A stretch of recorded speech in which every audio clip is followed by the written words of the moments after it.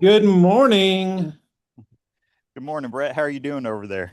Man, I'm doing good. We're in the same building, same office. I'm just in the conference room. You're in the common area.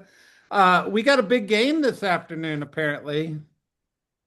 Yeah, we had a little bit of a good fortune go our way. I didn't even hear about it till last night. Oh, I know. Uh, I guess the article I read said Trump asked FIFA to reconsider.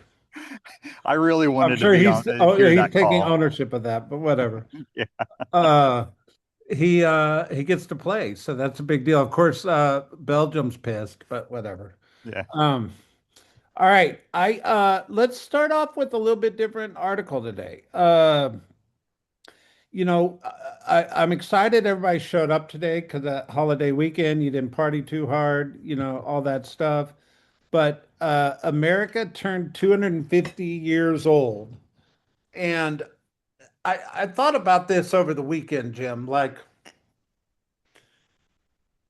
250 years ago, nobody owned real estate in the United States. Like, Yeah. there's certainly controversy over land and all that stuff, and I don't want to go there. But over the past 250 years, the amount of people that have owned and continue to own real estate in America is a big deal. And, we talked last week, like, if a $450,000 property today, in the year 2050, that property is going to be worth more than $1 million because of the 4% appreciation over time in the next 24 years. I think it works out to be like 1.15, or we did the math on it last week. Yeah. And you got to think like all that land in the last 250 years has become owned by most of it's owned by people, right? And we make our profession is selling America. I mean, we sell people land that has improvements on it, and um, our profession is specific to land ownership and the transfer of real estate, right? And like I think it was an interesting thought I had over the weekend, like uh, how much real estate has transpired in the last 250 years. And then I started thinking about, well, what's the next 250 years look like, right? Like, what are our kids' real estate and legacy? And then I started thinking, and I'm going to kick it to you in a second, but I started thinking about how much wealth in America has been created through owning real estate.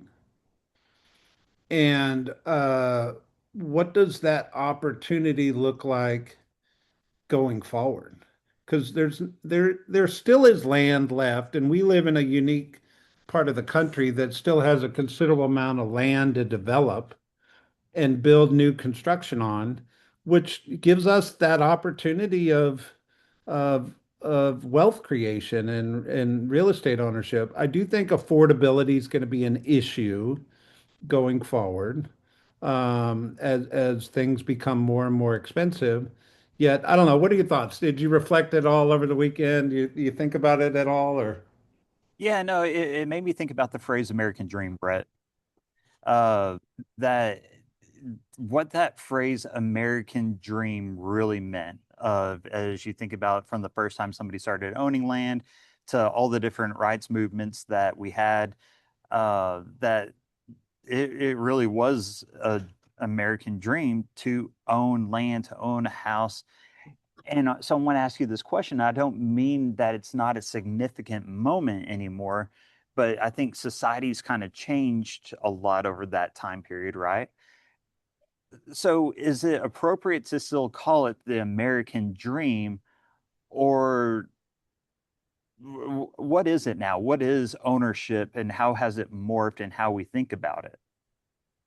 That's a great question. I don't think it's changed. I mean, look, I can speak from my perspective, but I think people still have a desire to have a home. I think Yeah, they have a desire to have a safe place to live, a place to raise a family, a place to retire to, a place to where they envision their grandkids coming to visit, whatever phase of life. I don't think those core motivations change. I do think people get hung up in affordability and yeah, cost, but there's always an option, right? Affordability is a term directed directly at the median price of a house, right? And the relationship with the affordability of median price of a house. Well, if the median price of a house in Dallas Fort Worth 450,000 or whatever it is, there's a whole lot of good houses for 300,000. There's a whole lot of good houses for 350,000. So affordability is not specific to um, your reality. It's what you're willing to do. Does that make sense? yeah. Yeah, I fully agree with you. KW, I remember what it was that 2 years ago at Reunion, they had this commercial and it just had like some tears coming down my cheeks as I was watching it. And it just showed like a family living in a house and the progression and all the way to where like the people were moving out of the house, but then the kids were buying a house. Um, and like I don't know. I look at it and maybe it's just the fatigue of this market and constantly hearing about affordability issues and like gosh it feels like more of a I don't know a really tough American journey. But I guess that's what America has been. It's a tough journey in a lot of times. Yeah. But Yeah. yeah, go There's ahead. a young kid. My wife sent it to me, and if your wife's like my wife, I have 100 texts. I can't find it. Um, there's a young kid that's like 25 years old. I've got to find this article that is developing like 60 acres in Melissa, and he's 25 years old. And my wife sent it to me, and the conversation was, well, what the heck are we doing? Like this kid, 25-year-old kid's developing something, 60 something acres in Melissa, and he's building $280,000 starting price homes. And it to me, it's like, okay, he's Gen Z or whatever, and he knows affordability is an issue, and now he's going to go put real estate on the ground specific to that. Uh, I think that is this conversation, Jim, is somebody gets it, right? Like Yeah, the next generation wants to own real estate. I'll see if I can find the article and I'll share it with everybody. But anyway, I don't want to. I yeah, started thinking about this. The only other thing in this article that I think was really interesting is it talks about who owns it. So who yeah. owns the most land in America? Stan Kroenke owns 2.7 million acres. It's crazy. He's a Walmart heir, go figure. He owns all these sports companies. The Emerson family owns 2.4 million acres. Lumber company, and then this John Malone guy owns 2.1, 2.2. And then of course Ted Turner. I think most people know Ted Turner, but he owned 2 million, and then the Reed family.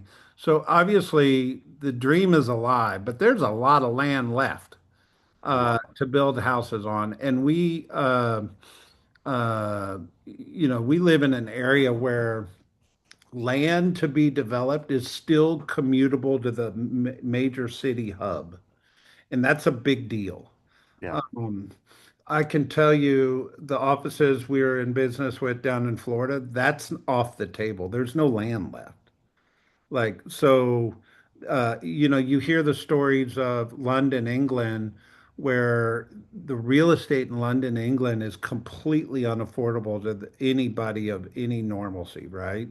And you got to think like, a city thrives on people of all different income levels because you need the people to do construction, you need the people to do service industry, you need the people to do tech, and you've got to have affordable housing at all different levels within commutable to the major city, and we are blessed with that in North Texas.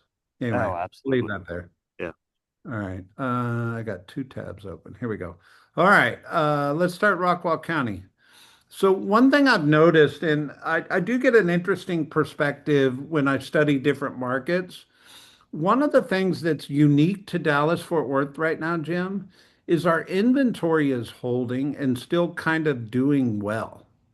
I'm seeing other markets in other parts of the country where this number is starting to tank.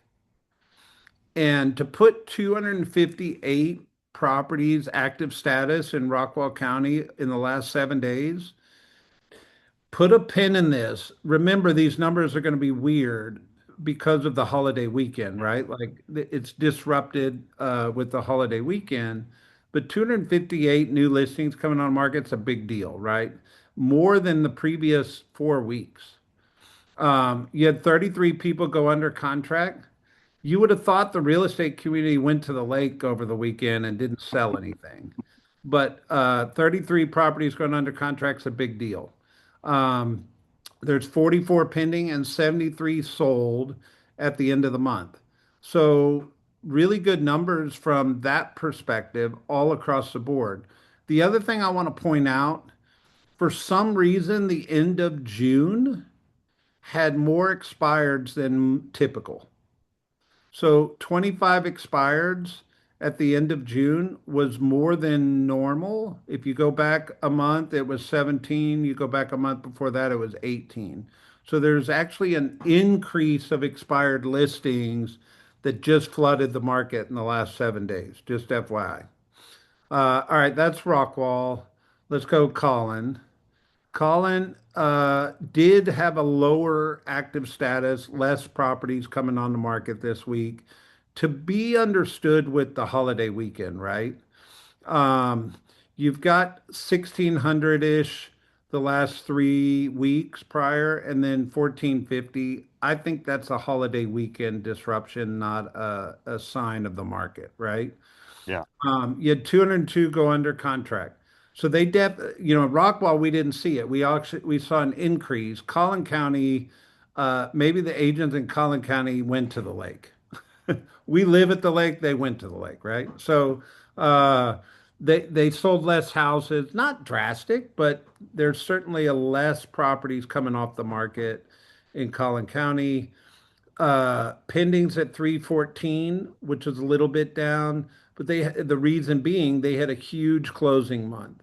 So 456 properties closed the last 7 days, compared to end of May, 448. So there's more that closed at the end of June. If I go back even further, end of April had 465 and we closed 456 at the end of June. That's pretty substantial that the market's not that disrupted right now, Jim. Same Yeah. conversation, big expired number at the end of June, 124 compared to 88 at the end of May, compared to 96 at the end of April. There's a lot of listings that just expired. So if you're an expired prospecting agent, that is an opportunity right now. Well, and I think that's a big conversation to have, especially when you're listening right now, Brett. You look at the difference between, that number that we posted this last week as the active option. Yeah, lower, but it kind of holds through the average with the slight decline going down. And that just goes back to what we were talking about last week with, did we peak in sales in May? And are we just going to kind of drag through the summer? And that kind of holds that narrative a little bit. But also when we're pulling these comps for uh, the people that want to list right now, I think it's wise to probably look at what has expired over the last 30 days, 45 to 60 days, whatever it may be, because that's also showing what didn't sell at all. And we've seen two counties now that had that increase coming through. So I think that's something that you should work into your listing presentation. Absolutely. Dallas County had a big drop from 1,600 down to 1,244. I gotta believe that's a holiday weekend reality. But look at their coming soon. They've got 82 sitting and coming soon, probably waiting on this week, right? They had 286 go active option. According to AI, that's 3 weeks in a row it's been coming down. 4 weeks in a row it's been coming down. So Dallas County may have a little bit of a slowdown. I don't know yet. We'll know next week. They had 385 pending, and 466 is a good number for Dallas County closings, but comparatively, it's not that big. So Collin County had a big closing week. Rockwall had a big closing week. Dallas had a good closing week, but not as dramatic. So Dallas County may be the one county most disrupted, right? In the current market. But they look at this, 200, almost Yep. 250 expired listings compared to 221 and 189. So, uh, like I said, that's a big opportunity for somebody that's prospecting expireds. To hit our numbers out at Cedar Creek, 121 active, not too disrupted. Uh, Only 10 went under contract. They are at the lake. I guarantee you they were drinking beer and not selling real estate last week. Uh, and then they've got 16 pending and 21 closings at the end of the month. You would have thought this number would have been higher, but I figured to say most people tried to close those lake houses before the holiday weekend, right? Yeah. So, but they had 19 expire compared to 14 and 22. So not as drastic out at the lake. But Jim, thoughts on the numbers? No, just what I said there, Brett. I think it's just following seasonality of the market right now.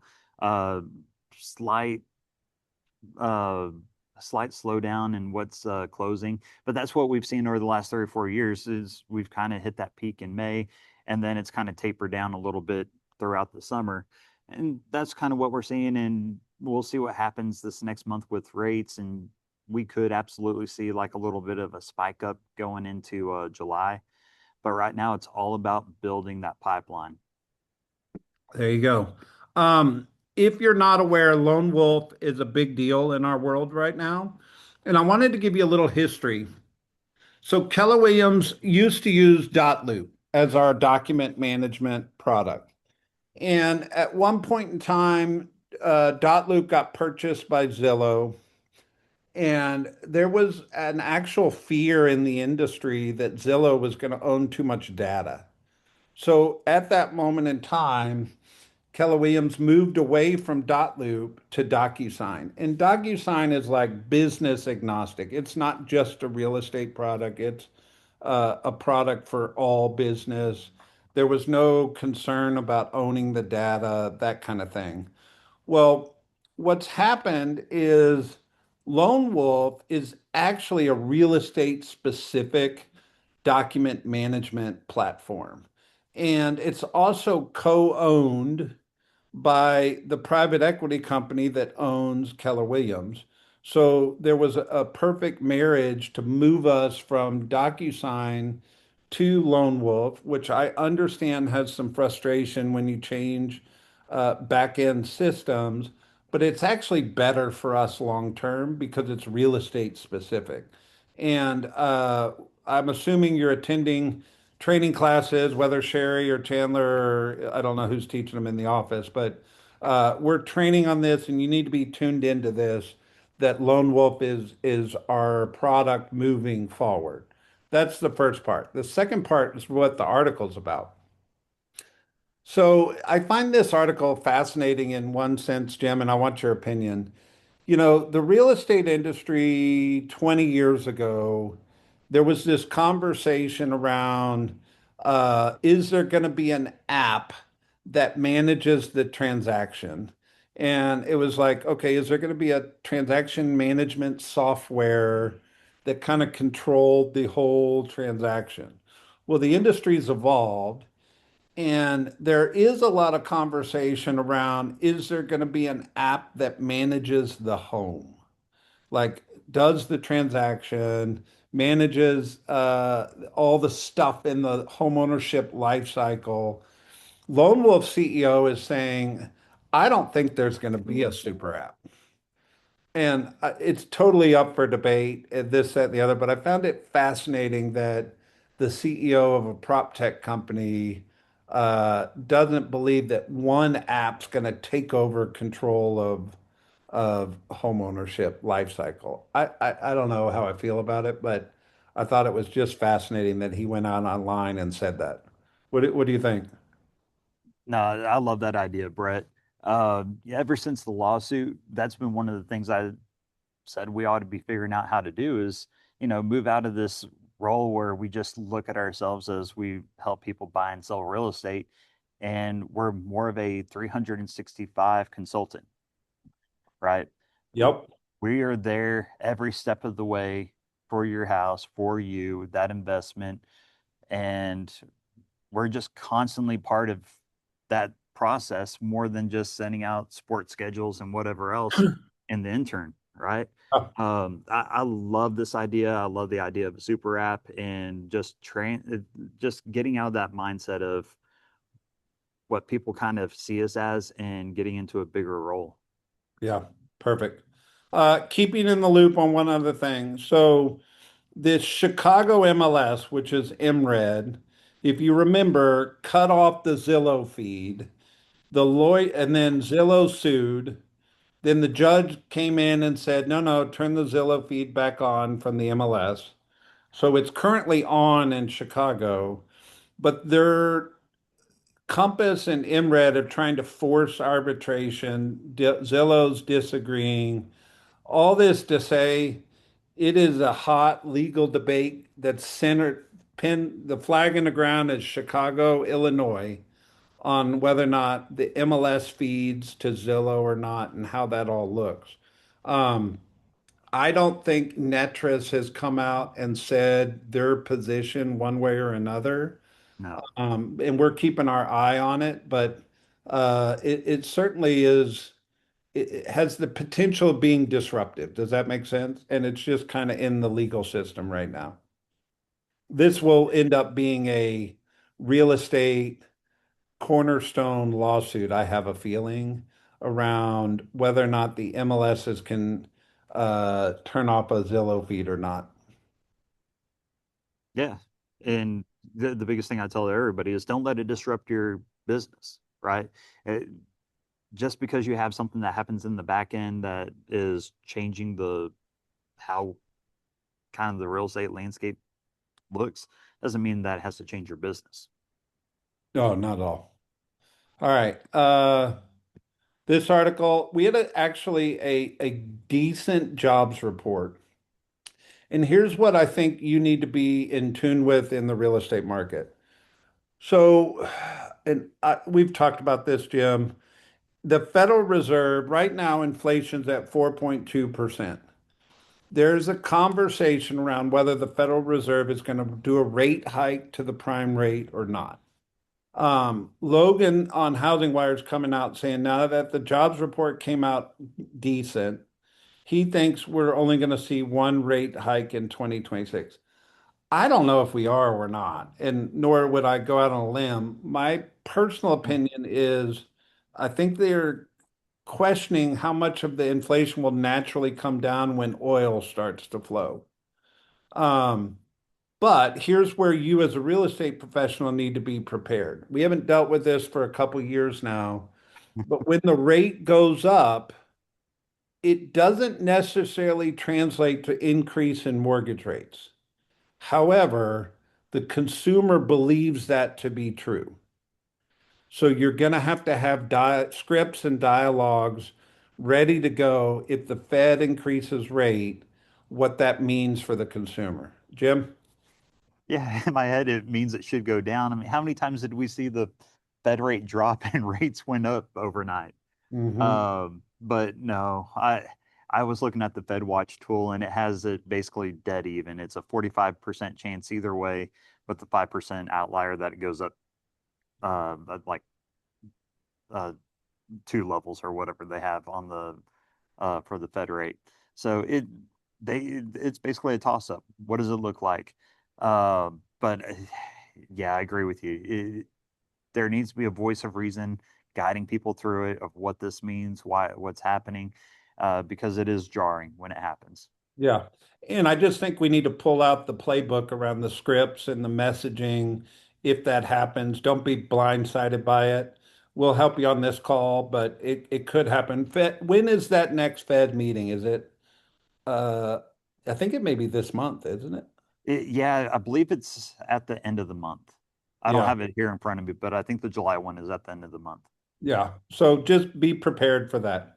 Um, I want to get to one other article. There's an article about affordability is going to be the next big deal for the next 250 years. We kind of hit that already. We'll post that in circle for you. But this is the article I really want to hit, make sure we don't run out of time on. There's an article on the Dallas Business Journal that talks about the housing market's lock-in effect is taking a turn. If you're new to real estate or have forgotten, there was this term called the lock-in effect. And Jim, it was specific to all the people that bought real estate and had 3% mortgage rates on their house, and they felt locked in that they couldn't move because they didn't want to go repurchase their next home at a 7% interest rate. Yeah. There's some interesting things here. It says more than half the home buyers cite affordability as the biggest barrier to purchasing. That means the other half don't cite affordability. So there's still 50% of the buyers that affordability is not on their mind. 71% of prospective buyers expect prices and interest rates to fall. Here's the telling sign. One of the things as a real estate community, we got to be mind readers. Yeah. And this is like what are the buyers thinking about? 71% of the buyers are still thinking prices are coming down, but they also think mortgage rates are going to come down. Here's the truth. I believe mortgage rates are going to come down, but when mortgage rates come down, buyers flood the market, which is counterintuitive to prices coming down. Yep. So I don't believe prices are coming down. I do think there are certain pockets and certain properties that are going to see some price depreciation. By and large, prices are still going to go up, guys. And if anybody is thinking about prices going down, just show them the Chat GPT exercise we did of a $450,000 median home price by the year 2050 will be $1.1 million. Like the reality is it ebbs and flows, but they're not going to get a deal in a year. It's No. just not going to happen. But they think they are, and that's where their mind is. You got to be prepared to handle that. Yeah. And then It's go the ahead, whole buy give me real your estate and comment, then wait. I'll hit the third. Yeah, it's the whole buy real estate and wait conversation, Brett. Um, but in that article, I mean, just going along with that 70%, 70% are just sitting there waiting to see what happens. And I think we've already seen our price drop. Back in the fall, we had about anywhere from right on average about 3% through the summer into the fall, and they've basically held steady and they've gone up a little bit since then. So if you're waiting for it, I think you've already kind of missed the train. I mean, it's time to hop on before they start going back up again. Sure. And if a buyer calls you today, Jim, and says, "Hey, I want a deal," there's still deals out there, but it's Yeah. not the norm. It's not the norm. Yeah, we're seeing some more short sales and some foreclosures hit the market. I mean, nothing like back in 2010 or any of those markets. But there's a few of them out there that you can search for. But I, I don't know that the banks are necessarily making the deals that they did back then because you've got more competition for them now. Yep. All right. The last talking point here is the typical down payments have dropped to 15% in March from 16% a year ago. Whoop-de-doo, 1%. But here's what I thought about when I read that. Um, I think the buyer today is holding cash instead of putting it as down payments, meaning they're holding onto their cash in the bank versus adding it to their down payment amount. And whether sellers are accurate in how they think about buyers, they consider a buyer that puts more money down more serious. And that's probably not exactly true in the sense that a buyer that might have put 20% down previously may choose to put 10% down for security of holding their cash. And that doesn't mean they're stronger or not as strong as if somebody that's putting 20% down. It's just an awareness that I do believe the buyer today may be holding cash versus putting it into real estate. What do you think? I think you're right on that. There's so many factors that go in of how serious and how great a buyer is, and you know, I think somebody that is frugal with their money, then putting spreading out their uh, everything into different assets. I think that's a really strong buyer. I think that's a really smart buyer. It's hard to just draw that conclusion off of one metric, but it happens nonetheless. And that's just another one of those coaching moments we have for sellers. There you go. All right, Jim, you're all of a sudden doing really good on social media. What's your message this week? I mean, you look good, man. You look good. You're filming videos. I don't know if you're editing them or not, but you're doing good. What's the message this week? Yeah, Brett, as far as what my messages are going out this week, I'm not just 100% sure yet. But what I would tell everybody is don't hide. Whenever I started doing these videos, Brett, you said, your presence was pretty weak. It was non-existent, and you're right. Yeah, And I was just hiding away from the camera. I didn't want to do it, but there are a lot of benefits, so many benefits to doing it, and don't overthink it. And you asked, I don't know if you're editing or not. I don't think about it. I run yeah, it through one app, have it take out a bunch of pauses in it, and that's about it. there you go. Well, Jet's our resident social media guy with dad jokes. So I'm going to leave everybody with a dad joke for Jet to record this week. So, Jim, in most marriages, the husband is usually always wrong, and the wife is usually always right. However, if the husband tells the wife, "You're right," does that mean he's wrong? Uh, uh, uh. Have a good week, guys. Have a Bye. good one, Brett.